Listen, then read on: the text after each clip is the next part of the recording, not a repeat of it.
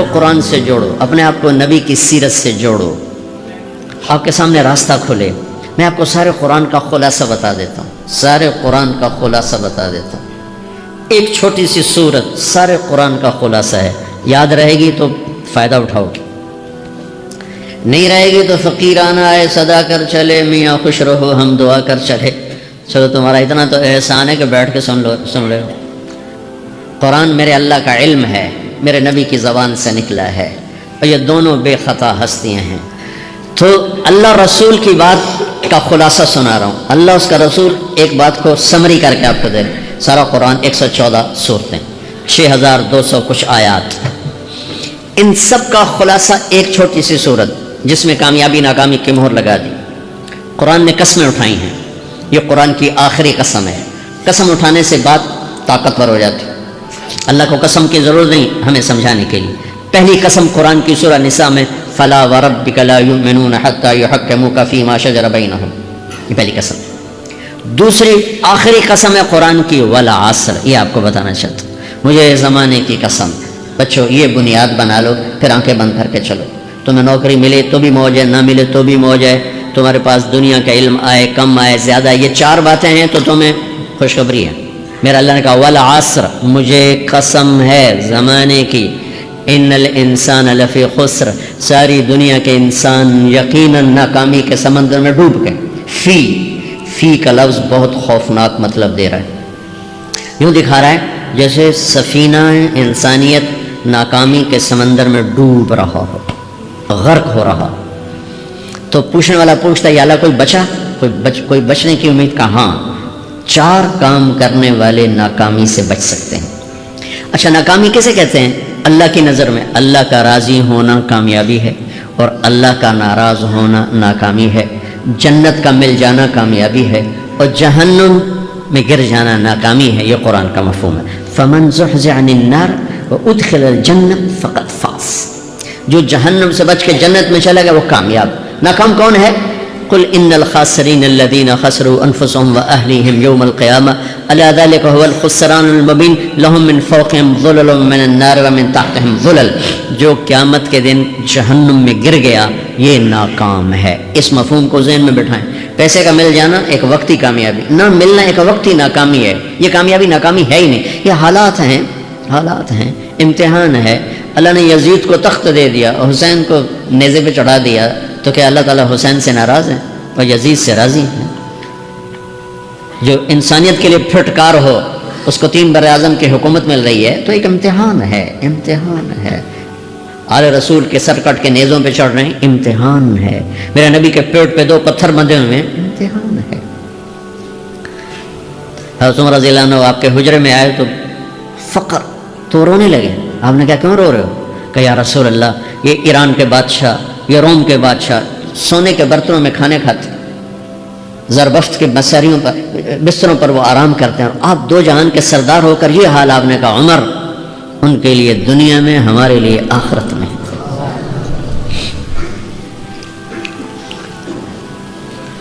تو میرے اللہ نے کہا والعصر، زمانے کی قسم ساری دنیا کے انسان ناکام ہیں، ناکامی کیا ہے؟ جہنم۔ کون بچا اس ناکامی سے؟ کوئی بچ سکتا ہے؟ اللہ نے کہا 4 کام کرنے والے بچ جائیں گے، 4 کام کرنے والے۔ الا الذین آمنوا، جو ایمان لائے۔ ایمان ناکامی سے نکالنے کی پہلی شرط ہے۔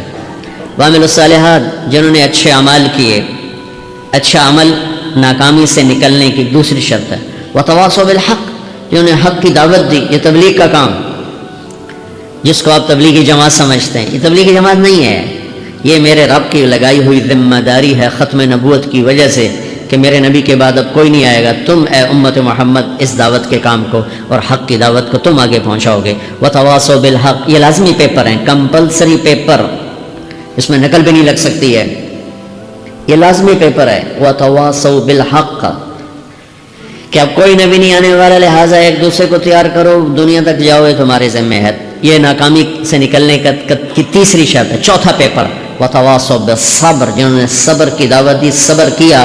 میرے بچوں، میرے عزیزوں، میرے بھائیوں، یہ 4 ضروری پیپر ہیں اپنی دنیا اور آخرت کی کامیابی کو حاصل کرنے کے لیے۔ یہ 4 ضروری پرچے ہیں دنیا اور آخرت کی ناکامی سے نکلنے کے لیے. والعصر، مجھے زمانے کی قسم، کیونکہ زمانہ گواہ ہے. زمانے کے اندر فرعون، قارون، حامان، شداد ڈوبے، برباد ہوئے، تباہ ہوئے. زمانے کی قسم. والعصر، مجھے عصر کے وقت کی قسم. یہ کیوں کہا؟ یہ ایک مطلب بیان کیا جاتا ہے. عصر کے وقت کی قسم کہ عصر کے بعد دن چھپنے میں ٹائم تھوڑا رہ جاتا ہے، تو اس وقت کاروبار میں بھی تیزی آتی ہے، سفر میں بھی تیزی ہوتی ہے، جلدی گھر پہنچیں، جلدی گھر پہنچیں. تو اللہ تعالیٰ ایک اشارہ فرما رہے ہیں والا عصر کہ تمہارے پاس بھی ٹائم تھوڑا رہ گیا ہے. یہ میری بات سن کے جلدی سے عمل کر لو، ٹائم تھوڑا ہے. جلدی سے عمل کرو، ٹائم تھوڑا ہے. پھر یہ صورت اتری عربوں میں. عربوں میں لڑائی کا ماحول ہے، ڈاکہ کا ماحول ہے، قتل و غارت کا ماحول ہے. تو عصر کے قریب مسافر قافلے تیز ہو جاتے تھے کہ جلدی سے کسی ٹھکانے پہنچیں تاکہ دشمن کے حملے سے محفوظ ہو جائیں. تو اللہ اس پس منظر میں فرما رہا ہے والعصر، ٹائم تھوڑا ہے، شام ہونے والی ہے، پتہ نہیں کب بلاوا آ جائے. جلدی سے یہ 4 کام سیکھو، جلدی سے کرو، جلدی سے کرو. ٹھیک ہو گیا. تیسرا مطلب والعصر، عصر کہتے ہیں نچوڑ کو، خلاصے، نچوڑ، عصیر، جوس. جوس کا کام کیا ہوتا ہے؟ یہ گلاس ہے نا، خالی یہ گلاس ہے نا، آپ اس میں 1 آم رکھو تو اندر نہیں جائے گا، یہیں اٹک جائے گا. ٹھیک ہے نا. اور اسی میں 2 آم کا رس نکالو تو اس میں آ جائے گا. ٹھیک. اس میں اب 1 کنو ڈالو، اندر نہیں آئے گا. اسی میں 3 کنو کو نچوڑو تو اس کے اندر اس کا رس آ جائے گا. عصیر، نچوڑ نکالنا، نچوڑ نکالنا. تو میرا اللہ کہہ رہا ہے کہ تم 114 صورتیں ہیں تم نہیں پڑھتے ہو، 6000 سے اوپر آتے ہیں تم نہیں پڑھتے ہو. تو میں تمہیں سارے قرآن کا نچوڑ نکال کر، جوس نکال کر 3 آیات میں پیش کرتا ہوں. مجھے اس قرآن کے خلاصے کی قسم، اپنے رب کی بات مان لو ورنہ بڑا نقصان اٹھاؤ گے. یہ بہت خوبصورت مطلب بنتا ہے.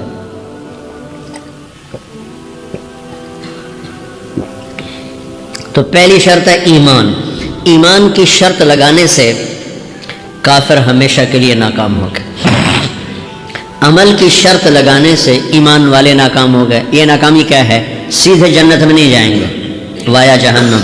باقی اللہ جسے چاہے معاف کرے. عمر بن عبدالعزیز نے حجاج بن یوسف کو دیکھا جہنم میں جل رہا ہے. کہا کیا حال ہے؟ کہ جو دیکھ رہے ہو بس اب تو صرف کلمے کی آس پہ پڑا ہوں کہ کبھی تو جہنم سے نکلوں گا. تو یہ اللہ کا قانون ہے. سلیمان بن عبد الملک کی میت کو قبر کے قریب کیا گیا. سلیمان بن عبد الملک بنو امیہ کا بادشاہ. تو اس کی باڈی ہلنے لگی. تو اس کے بیٹوں نے کہا ہمارا ابا زندہ ہے. تو عمر بن عبدالعزیز نے فرمایا زندہ نہیں ہے، عذاب قبر جلدی شروع ہو گیا، اس کو جلدی سے دفن کرو، جلدی سے دفن کرو. تو یہ میرے اللہ کا قانون ہے. ایمان ہے، عمل صالح نہیں ہے تو جہنم سے ہو کر جنت میں جائے گا.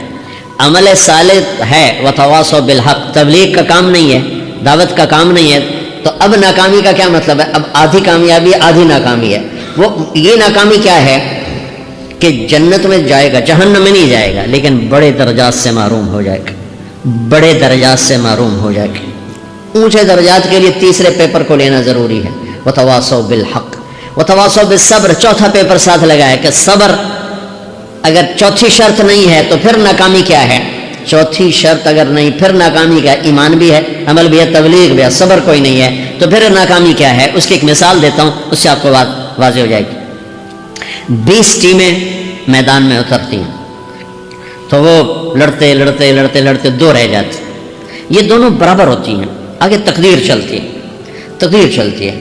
کرکٹ ہے، ہاکی ہے، فٹ بال ہے، یہ بڑے بڑے کھیل ہیں. آخر میں آخری 2 ٹیمیں ایک دوسرے کے برابر کی ہوتی ہیں 19-20 کے فرق کے ساتھ. ان میں ایک جیت جاتا ہے، ایک ہار جاتا ہے.